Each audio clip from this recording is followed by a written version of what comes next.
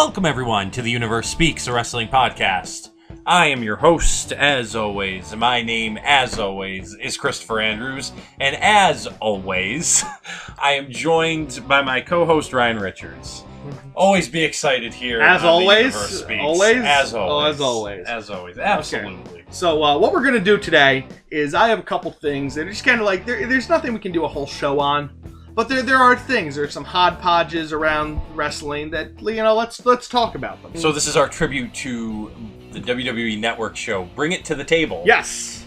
All right. So the first thing is, let's go with, tell me what do you think the state of the GFW is right now?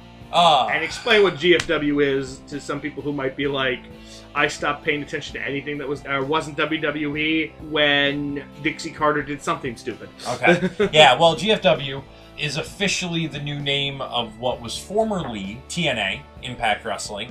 Now that Anthem Entertainment, a company out of Canada, owns the TNA brand. They brought Jeff Jarrett back. Jeff Jarrett and Anthem merged with Jeff Jarrett's new company, which wasn't all that new. A couple of years old, that didn't really do anything. So now the company is called GFW for Global Force Wrestling, and the TV show is called Impact. And there is no more Impact Wrestling. There is no more TNA. Now, there are still the TNA titles. They have been merged at the Slammiversary pay-per-view together with the GFW titles. So we do have a unified champion on the brand. The unified world champion is Alberto El Patron, better known as Alberto Del Rio in the WWE. Better known as Alberto beats his wife. Yeah, we'll get to that, I'm sure. No, it's on here. The Unified Knockouts champion is Sienna. She beat Rosemary to unify the titles. And then the Unified Tag Team champions are the LAX, which is like the fourth or fifth different incarnation of LAX, which is Latin American Exchange. So it's in this LAX. Yeah, we still have a X Division champion, that's Sanjay Dutt, and then the Impact Grand Champion, which is Moose, which the Grand Championship was brought around in the Billy Corgan age of TNA. Now, so we're not sure if that's going to stick around or not. Who is in this iteration of LAX? Just because. Well, we have Conan is the leader. Homicide, who is an original member of LAX, is kind of like... He's still alive. Yeah, he's still around. He's not wrestling very much. And then the tag team champions are two guys by the name of Ortiz and Santana. And then they have a knockout, GFW knockout by the name of Diamante. The state of GFW, GFW has a lot of potential. You're looking at guys over in GFW, guys like Alberto Del Rio or Alberto El Patron, even with his outside of the ring antics, inside the ring, still a talented competitor. Was boring in WWE, has resurrected his career in GFW. People seem to cheer for him. Then all the, bad stuff happened, whatever. But since GFW was taped so far in advance, nobody knew about it. Well, they were cheering for him. So yay! So you've got him, you've got Bobby Lashley, you've got the former Chris Masters, Chris Mordesky. You have the former Evan Bourne as Matt Sydal over there. Low Key is still there. James Storm is still there. EC3 is still there. So you've got a lot of guys that you can actually build a company upon, and moving forward. My problem with GFW is that they are so focused on everything else besides the wrestling.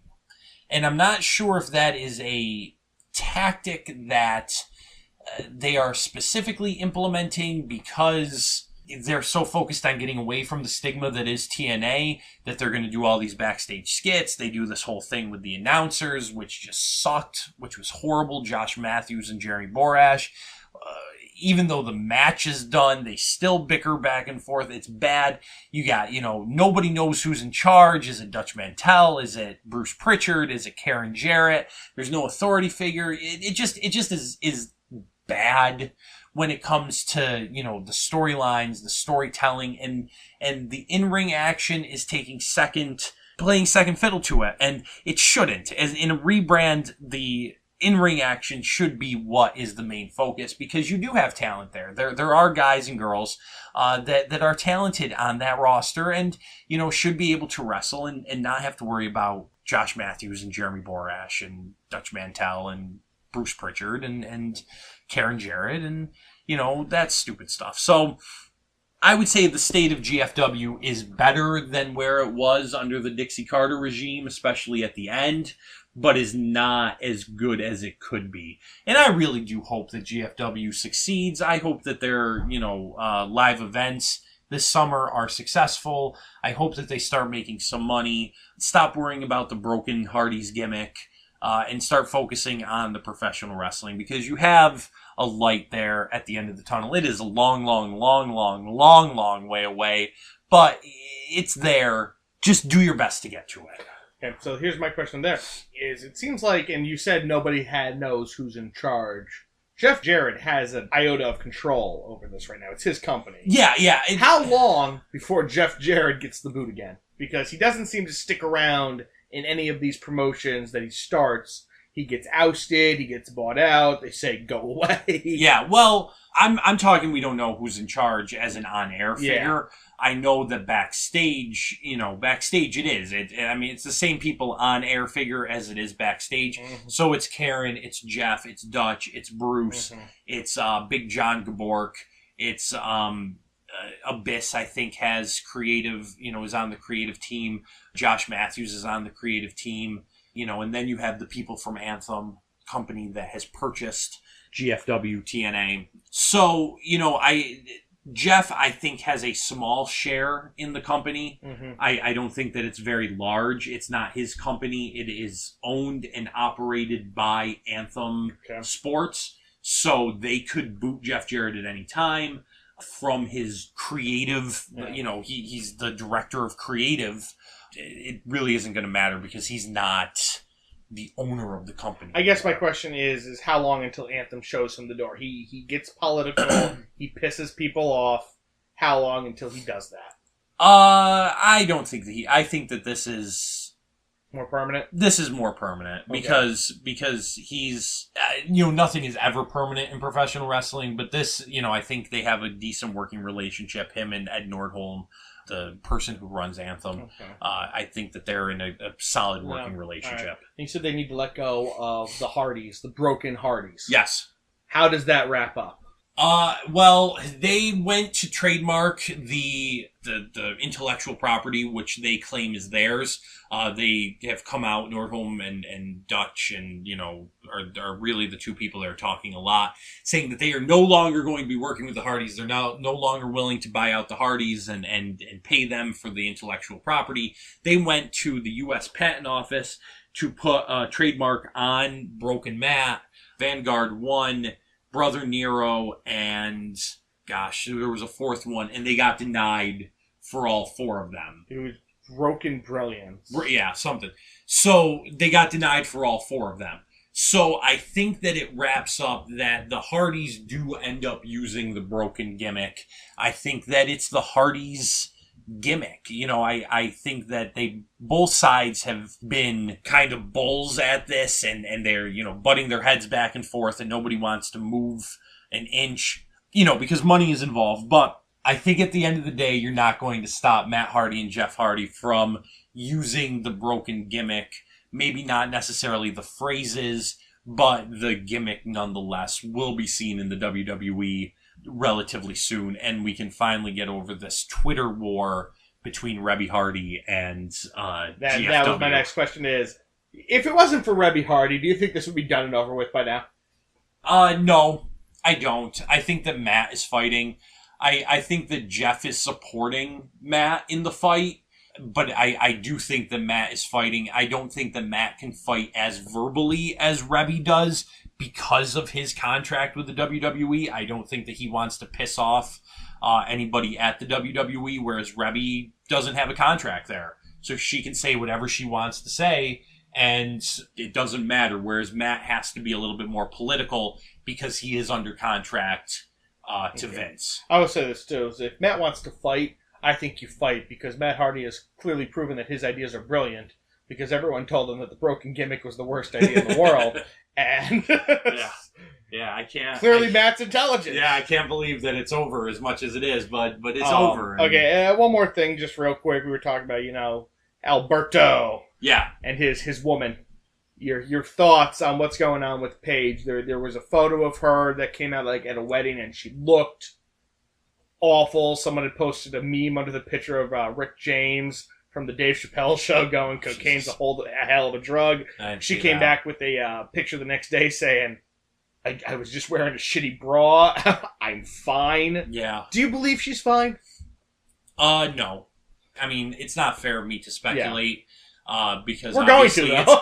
it's a relationship that I'm not a part of. No matter how badly you'd like to be. Yeah, it's not a relationship I'm part of. I don't think that she is fine, and I'm not going to speculate any sort of emotional, physical, verbal abuse. I just think that she was so young and so talented and was pushed so high in the WWE. You think she cracked? I think she cracked. I think that she did the same exact thing that we saw Britney Spears do, that Christina Aguilera did, that Lindsay Lohan did. And I hate to put them in that. Yeah, like I hate to just, list off women. Shia LaBeouf. Good job. You're no longer a sexist. Yeah. Well, that's not my, it's not my no, I know to put. Do we ever see her in a ring again? And I'm not saying a WWE ring again. I'm saying a ring. Oh, yes. Yeah. I think she just cracked under the pressure. I think that everything got to her. I think she had too much too soon. I think she had a tough personal life prior to wrestling. If she, had talked about it on Total Divas that, she had an abortion or a miscarriage or something. She can't have a child anymore. That there was, that there were, and her parents and, being professional wrestlers their entire life. Yeah. I know that, I know her parents are worried about her. Yeah, you see it on Total Divas. She goes out, she drinks, she parties. She's young. She's only in her mid-20s. She's with this guy who's, 40 years old, who isn't the greatest, if rumors are to be believed, isn't the greatest person outside of the ring as it is. Now, she has admitted she is not the greatest person outside the ring. So, the whole airport thing has come out. And she said, I was being a So you've got two hot-headed people who are not necessarily in the best places in their life together because they love each other or they lust each other tremendously. They're together. They are causing commotion. They're saying, leave us alone, leave us alone, leave us alone. But then you go out and you continue to make a scene. So there's part of it that's like, once you're in the vortex, you're stuck in the vortex. And you see it with celebrities. You see it with regular people. And then there's also a side of it that's like, if you really wanted to be left alone, you wouldn't be throwing a drink at somebody at an airport. Yeah. Like, so there's a story to both sides. Yeah. Nobody is innocent. No. Nobody is completely guilty. It's bad on Alberto's side. It's bad on Paige's side. It doesn't seem like a necessarily healthy relationship. I hope that they work things out. I don't care if they're together or not. It doesn't affect me in any way, shape, or form. I just want her to be happy and healthy. I want him to be happy and healthy as people that I only know through television. You know what? It'd be from the neck injury to the relationship to the sex tape to the alleged second sex tape that is apparently out there, maybe, but maybe not because the stills people are like, no, that's not her. Yeah. She's had a rough year. Yeah. And I wish her nothing but the best. Yeah. I hope she comes out okay. Yeah. No, we're not judging her. Yeah, and I definitely think that she wrestles again. I don't know if it's going to be for the WWE unless she agrees to get some help. I don't think they let her back in the ring. While she's dating Alberto. No, I don't think that they let her back in the ring until she goes through a rehab program. Okay. And I'm not necessarily saying a drug rehab program, but I mean, and you've seen it with guys like Jeff Hardy, with Kurt Angle, and never say never. These guys are going through the rehab program. And their guys are like, fuck it, I'm never going. And then they go and they're welcome back and everything is fine because they realize, I had a problem. I had to work on myself. Jeff Hardy's going to go back just because if you go for a fifth time, you get a free sundae. Get that free ice cream card, right? Okay, so last question regarding GFW. If you could trade any two people, you have a person in the WWE that you can trade any two people for, to go, you can trade someone crappy in WWE for someone really good in TNA. Make that trade. You can swap any two. I would have to say that I'm going to trade out EC3 Okay. I'm going to bring EC3 back to the WWE, and I'm going to trade him for a collection of people. One person. I don't think that it's fair to go one person. Yeah, I'll have you make a fair trade in a second. Fine. I'll have you package it in a second. One person, I'm going to bring EC3 over, and I'm going to trade. It has to be a full-time person. It can't be a part-time. Yep, no, that's fine. I'm going to trade over.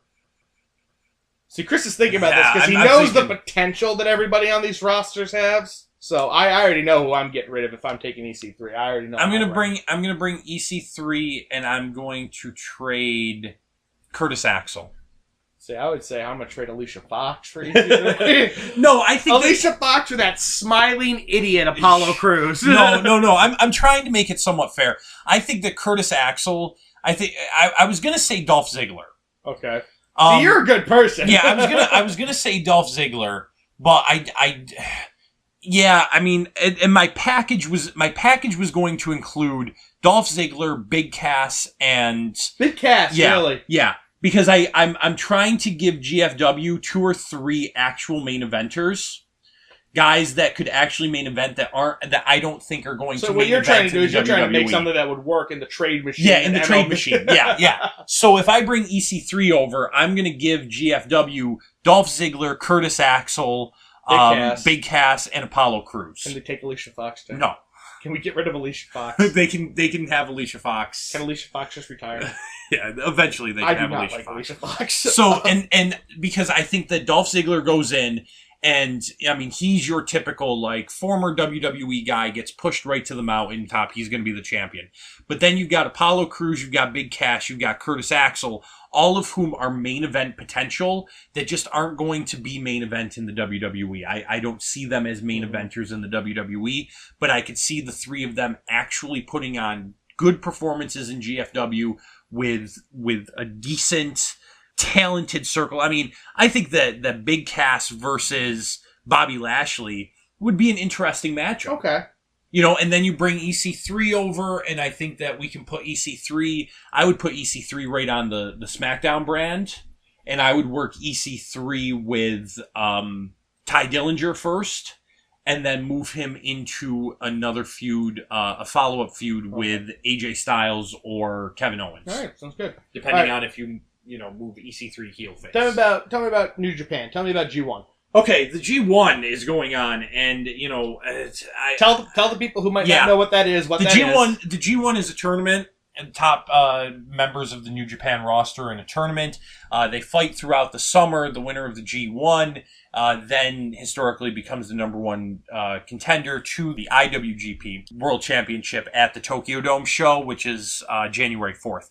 This year we saw a 6-star match between Kenny Omega and Okada, and that's how Omega got in there. He won the G1 last year. So Omega is back in the G1.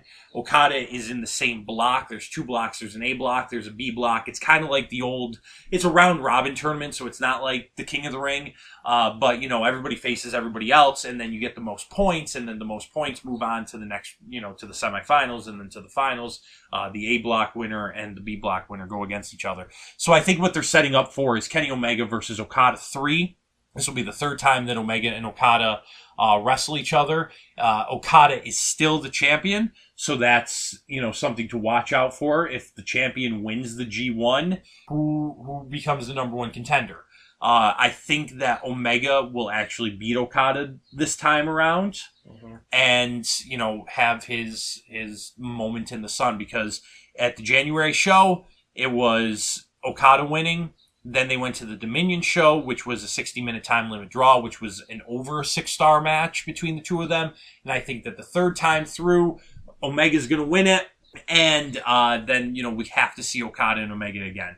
But really what's coming out of this is the rise of younger superstars. Okay, so guys like Kota Ibushi, who we saw last summer in the Cruiserweight Classic. A guy like Juice Robinson, who was CJ Parker down in NXT, who lost to Kevin Owens in Kevin Owens' debut match that takeover. I forget exactly which takeover it was.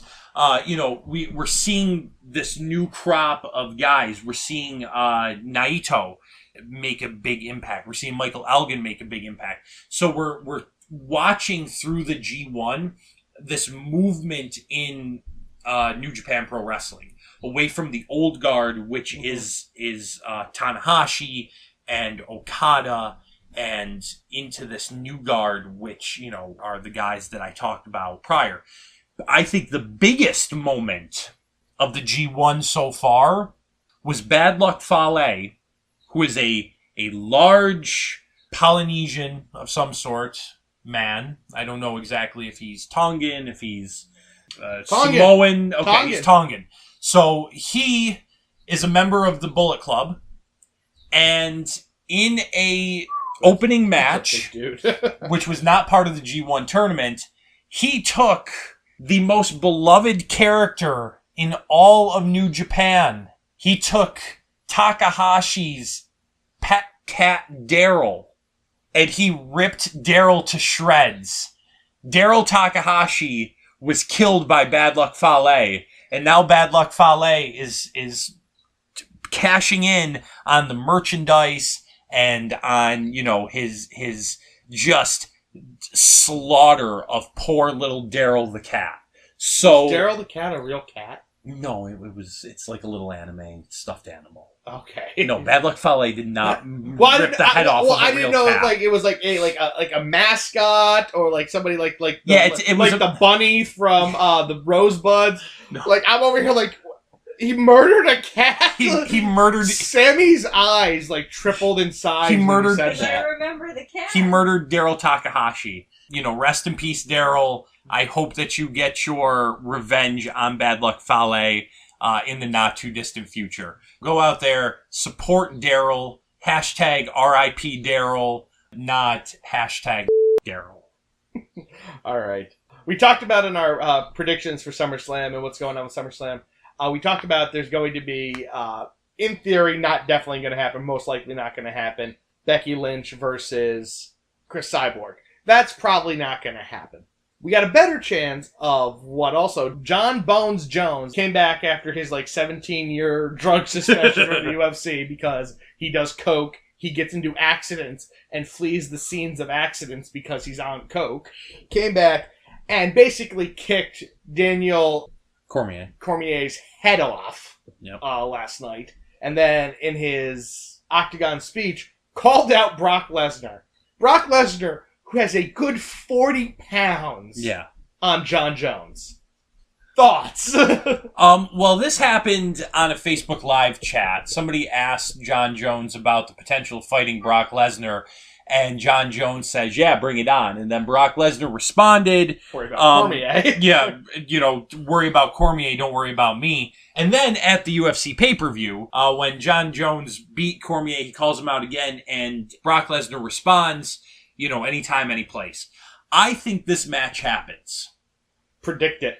I think this match happens. I think John Jones beats Brock Lesnar. You think John Jones beats Brock Lesnar? I think John Jones beats Brock Lesnar. I think John Jones beats Brock Lesnar in a split decision. Okay. I think that it goes the distance. It's not, it's going to be a main event, so it's going to be 5 rounds. That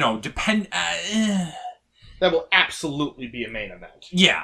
So, I think depending on when this fight goes down, it could go the distance. If not, I see Jones winning, possibly TKO, in the 3rd or 4th round, just because Lesnar, if he's not trained properly, he'll blow up, and Lesnar is a beast, but Lesnar is also 20 years older than John Jones. Yeah. So Brock Lesnar's in his 40s. Yeah, so, he'll blow up. So it just depends on when the fight takes place. I definitely, if Brock Lesnar comes back to the UFC, which is the rumor that is going around, Brock Lesnar has officially retired from MMA. He is back in the testing pool, He's not. That's a lie? He can't be back in the testing pool until he serves out his suspension. No, he has to be in the testing pool for his suspension to continue. So he retired. His suspension got put on hold of the testing because pool. he's out of the pool. And then he has to unretire to go back into the testing pool, and then he has to announce, but then he has to finish off his suspension. Yes. So I thought he had put himself back. So he's got another 6 months of suspension. So even if he has not officially unretired. So he is under contract with the WWE until WrestleMania. Mm-hmm. So Jon Jones versus Brock Lesnar is not going to happen unless Dana White pulls some shady shit, which isn't going to happen because of the drug testing. But it's not going to happen until at least next summer. Mm-hmm. So it depends on what Brock Lesnar's doing. If Brock Lesnar drops the title and then goes into MMA mode and we only see Brock Lesnar in like 2 more matches under his WWE contract, then I think we see them going the distance. If Brock Lesnar works a semi-regular schedule all the way through WrestleMania and then he doesn't resign and then he has to start training for MMA, then Jon Jones wins with that TKO. If Lesnar comes back, it's against Jones. No questions asked. Jon Jones has been flirting with going up to the heavyweight division as it is. He's an upstate New York boy. His scumbag. His brothers, play in the NFL. I mean, he can easily put on the weight to rival Lesnar. Brock Lesnar next summer will be 41 years old. He turned 40 2 weeks ago. So Jones is probably about 15 years younger. All right, so there's that. Over-under. 2 over-unders for you. Okay. SummerSlam is billed as a 4-hour pay-per-view. Do we go long or do we go short? Because sometimes the big 4, sometimes Mania hasn't been under 5 hours in like 3 years. Yeah. But they flirt with sometimes going long. That was a stacked card we talked about. We go just about 4. Just about not. Yeah. Under over. Over under 4 hours. It'll be under. It'll be just under. Just under? Yeah, like 350. Okay. Over under. The length of this run with Jason Jordan being the bastard spawn of Kurt Angle. 6 months. Over.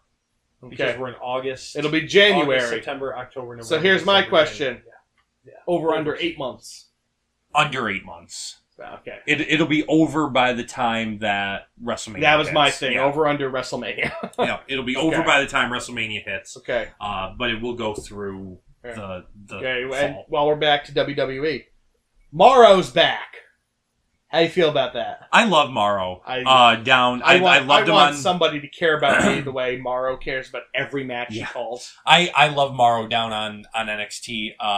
This goes back to, please listen to our NXT episode that we talked about NXT TakeOver Brooklyn 3 and the idea of splitting off, the advanced NXT class with the beginning NXT class. I'm not going to go back into it. I think that it's a wonderful idea, if I do say so myself. But, giving Morrow the opportunity to go to NXT away from everything that drove him crazy, supposedly allegedly on the main roster, getting away from Vince, getting away from JBL, getting away from having to travel from city to city each week. You go in to Florida twice a month. You get to work with Nigel McGuinness. Percy Watson is there sometimes. I mean, he's always there sitting at the table, but, he just drops out of commentary for matches at a time, and then he'll say a sentence, and then he'll just be gone again. So Morrow and Nigel is like Morrow and Daniel Bryan in the Cruiserweight Classic. I mean, those two have a chemistry. They're working together. They call the matches. They call the moves. And that's what's going to make the, NXT show different from Raw and SmackDown, as, in my opinion, NXT, the advanced class, what we see on TV, tours more and does more stuff, especially if that superstar shakeup, which we also talked about on a previous episode, happens. I want to say right now, Morrow calling the Ember Moon Asuka match. Yeah, because Morrow's allowed to call the moves now. Morrow's allowed to call a wrestling match, like he calls a boxing match or like he calls an MMA fight. When he was on SmackDown, he was doing that, and everybody was enjoying it. It was the best time that SmackDown had. But, again, it falls into the Vince McMahon, storytelling. You're not storytelling. Same thing happened to Jim Ross when he first signed with the WWE. And that's why Michael Cole has such a long career, because Michael Cole got brought into the system. He was a news reporter. He got brought into the system, and he learned the WWE style. Whereas Morrow didn't, Joey Styles didn't, JR didn't. They all went through rough patches because they had a different style. So Morrow on NXT with Nigel McGuinness calling wrestling matches, perfect fit. Okay. Most underutilized talent on the main roster. I'm going to go one on Raw, one on SmackDown. Okay. So on Raw, currently the most underutilized talent, I'm going to say is Finn Balor. Okay. And on SmackDown, the most underutilized talent, I'm going to say is a toss-up between Dolph Ziggler and Ty Dillinger. Okay. And for both shows, most overhyped talent, you are not allowed to say Roman Reigns. Most overhyped talent on both shows. That is not Roman Reigns. That is not Roman Reigns.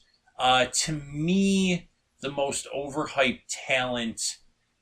I don't even think Roman Reigns is overhyped. He's just shoved down our throats. Yeah, I would call Roman Reigns overhyped, though. The most overhyped talent on both shows... I'm going to say the most overhyped person on both shows currently is Baron Corbin. On both shows? On both shows. And closely followed by Bray Wyatt. Overhyped is Bray Wyatt. Overhyped. From the way that they book him, we as fans get so hyped, and he is talented, and we've talked about how talented he is, but they just book him so poorly that everything he does has turned into a colossal disappointment. Baron Corbin, I think, is overhyped in the sense of he's still very green. I think he will eventually be a very good big man, but he just currently isn't there. I think that showed with his match against Nakamura, and then, like I said, close follow-up of Bray Wyatt just because of his constant letdown of what we expect out of him. Yeah. This is just a silly question to end the show. Okay, silly question to end the show. Are you familiar with the movie Pro Wrestlers vs. Zombies? Somewhat.